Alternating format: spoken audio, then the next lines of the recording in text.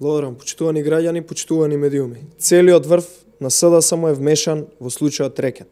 Истрагата, наместо да се фокусира на обезбедување на докази за инволвираноста на главата на Октоподот, русковско обвинителството 6 месеци работи во насока на уништување на трагите кои водат кон Зоран Заев. Уште од обелоденувањето на аферата Рекет, целата домашна и меѓународна јавност знаеше за улогата на Фрики во случајот Рекет. За жал не видовме конкретна мерка од страна на органите на прогонот, со што уште повеќе се подгреа сомнежите дека главната цел на делувањето на русковство е подготвување на терен за спогодување со инволвираните. Очигледно е дека на тој начин ќе се влијае тие да не го посочат нивниот претпоставен, односно главата на Октоподот Зоран Заев.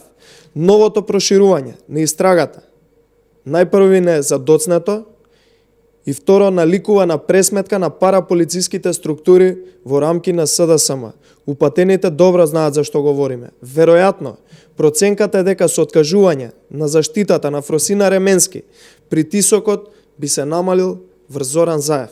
Фросина Ременски целиот овој период беше оставена да врши надзор над безбедносните служби, а незиниот сопруг Јовче Ременски да учествува во селекција на кадри за новата Агенција за национална безбедност, иако сите ја знаеа незината улога во случајот Рекет.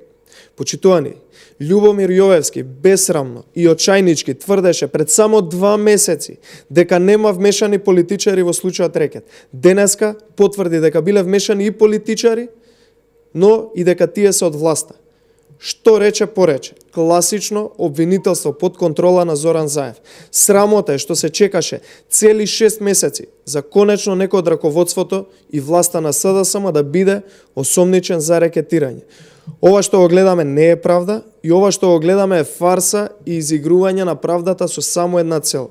Тоа е главата на Октоподот Зоран Заев да се спаси од прогон заедно со уште неколку пијуни од неговата партија.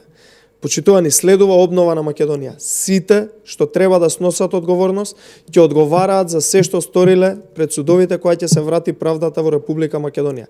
Тоа ќе се случи кога СДСМ ќе падне и верувајте дека граѓаните и Република Македонија го заслужуваат тоа.